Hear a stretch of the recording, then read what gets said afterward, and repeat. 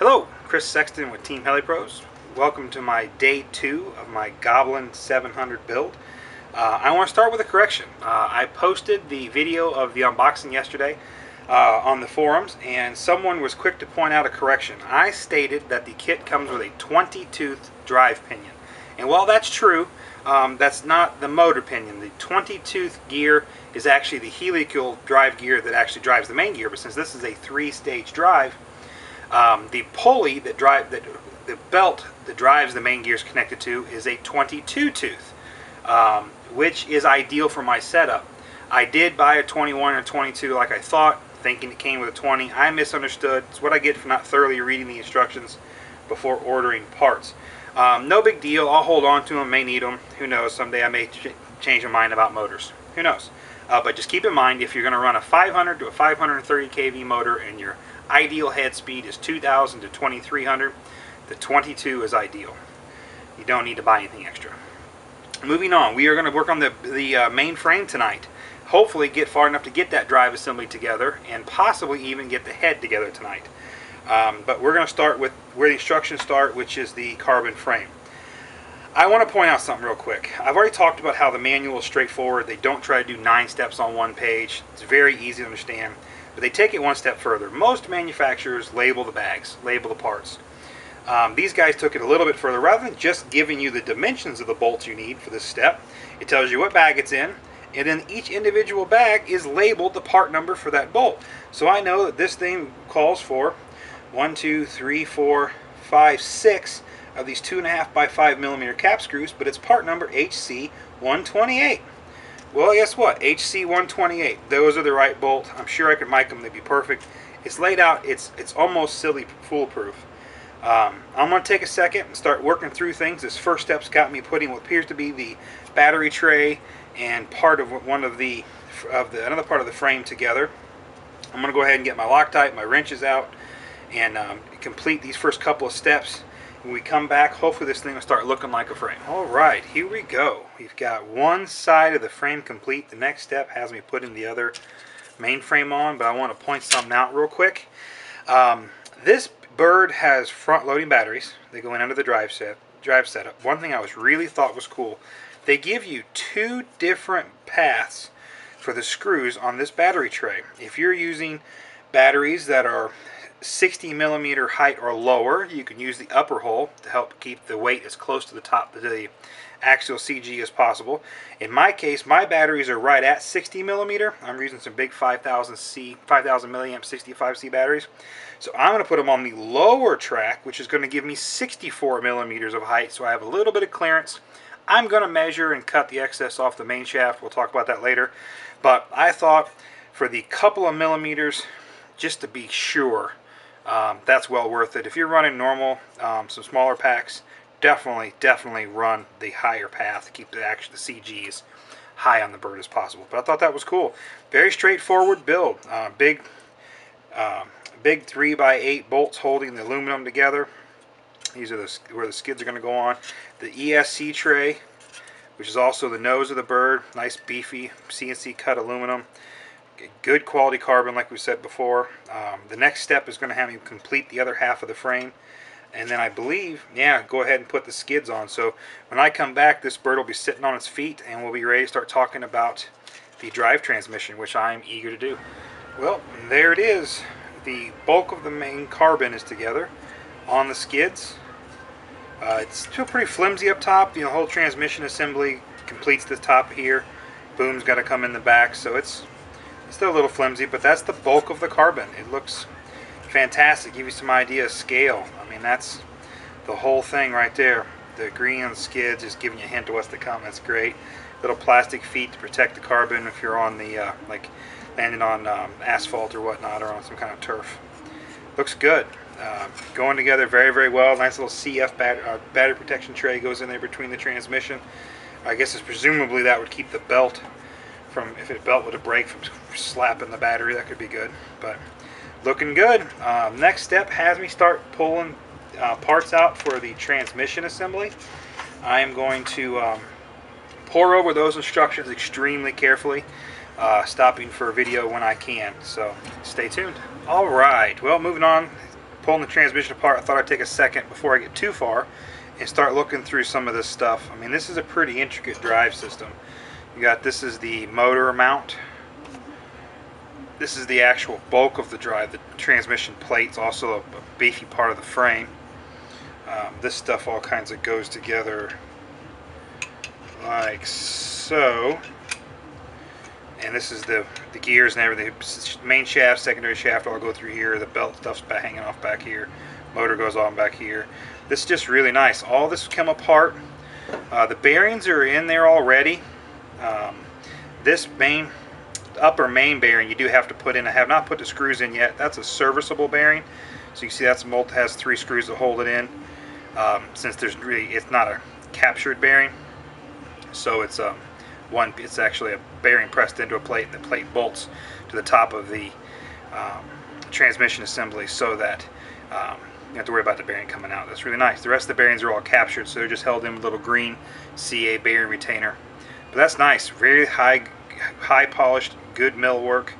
I did already mount the 4 spacer bolts. That was no big deal. A couple of 3x10s on those. The next step has me mating some of these things together. He starts talking about some of the shafts. But I want to take a second to talk and show these outside of the packaging before I got to. I like the SAB engraved everywhere. It's a nice touch. It looks really nice. I'm going to go ahead and complete the next step, which is mating these 2 pieces. Puts the anti-rotation bracket on, starts prepping the springs for the motor mount and whatnot.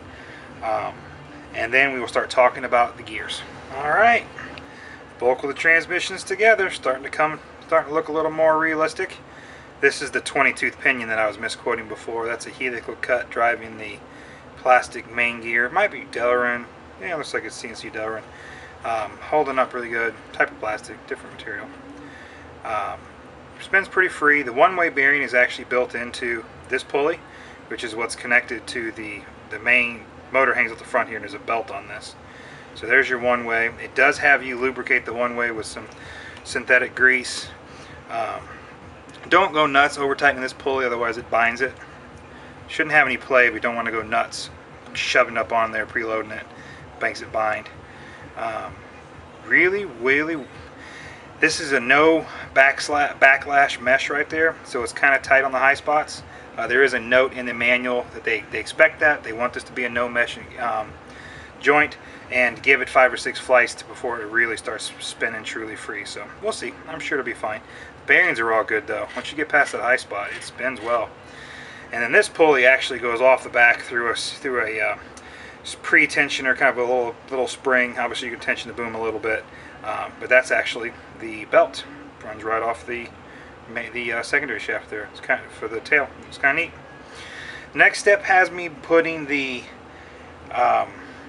some of the tail mounting equipment, as well as the tensioner for that belt, the idle tensioner for the tail belt, and then messing with the motor. When we come back, I'm going to have the motor all mounted and everything. It's going to take some fiddling. I'm probably going to have to cut my shaft to the right length so it doesn't protrude down too low and interfere with the batteries. But I'll get with that. I'll figure that out. But it's coming together. Okay, making some real progress. As you can see, I now have my motor and my pinion dry fitted. I'm not using Loctite here. As you can see, it might be hard to tell, but I've got, wow, quite a bit. Probably,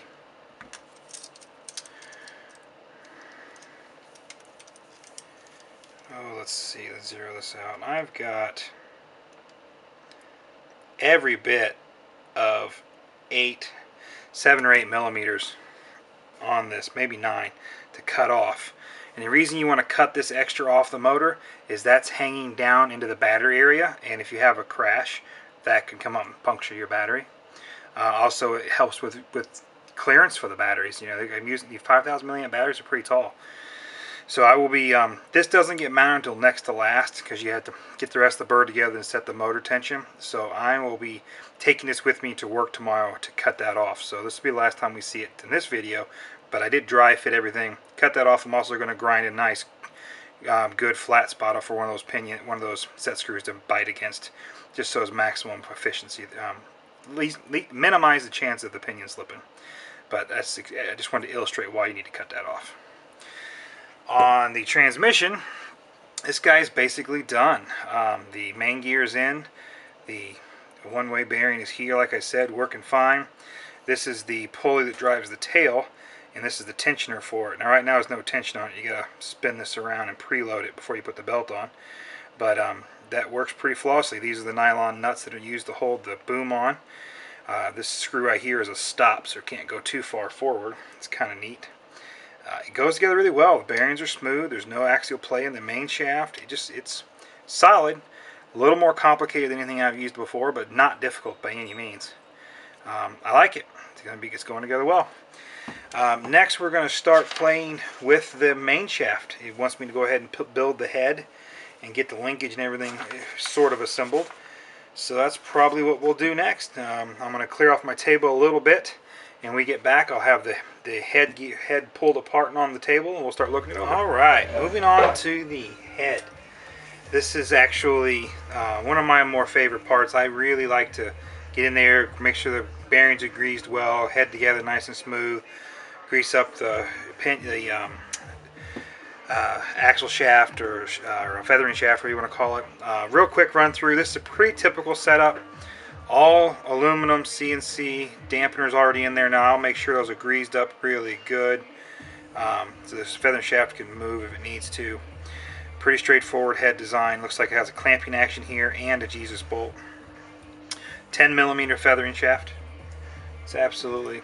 I did have to use my trusty Align feathering shaft tool to get that bolts off. We were pre-greased in the factory and had a pretty good amount of Loctite on the spindle bolts, but I broke them loose. I'm a big believer. If I didn't Loctite it, lubricate it, it didn't happen. Pretty typical. You got an inner radial bearing, you've got a thrust bearing, some brass spacer, and then an outer radial bearing, and then you've got some shims in there. Pretty straightforward. Brass sleeves go between the dampeners and the outer and the inner radial bearings. It's a pretty straightforward head setup. Nothing out of the ordinary there. No reinventing the wheel. I am going to. The manual suggests preloading the dampeners a little bit if you're going to run lower head speeds. Since I'm not running stupid high head speeds, I'm going to put the extra washer in for that spacer, which goes here besides this brass. It's a 10 by 16 by 0.2. Just adds a little extra preload to the head. I'm going to make sure that gets in there. I'm going to go ahead and use my Tri-Flow red synthetic grease on my thrust bearings. That's what I always do. Clean them up really good, get them lubricated well. I'm going to go ahead and next time we come back, I'll have the head assembled, tested, making sure it's smooth, and we'll be talking about these links. Alright guys, there it is. Back together, liquid smooth. It's a little snug, it's not notchy, it's smooth, but with those dampeners preloaded a little bit, that doesn't surprise me. I want to make one correction to what I said before. It actually came set up with that extra shim already in there. So when I'm writing on the forums, that's so you can have a little extra preload on the dampeners for lower head speeds. Just makes the head really more rigid. It's a very low profile head.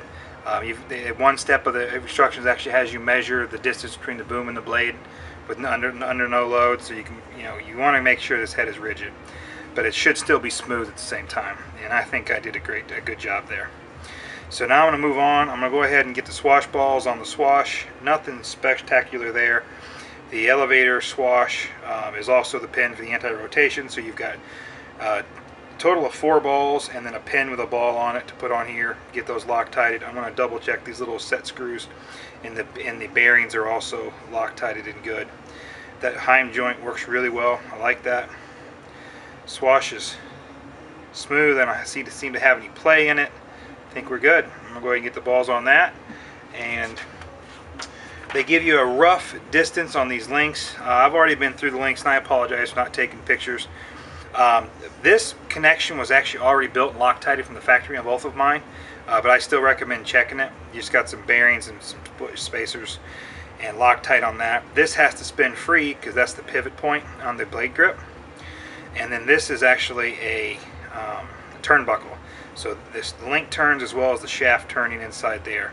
They give you an overall starting length of 66 millimeters from outside to outside. So I'm going to get those in that ballpark, and then since it's a turnbuckle, have absolutely no problem getting it dead solid on. It'd be a piece of cake.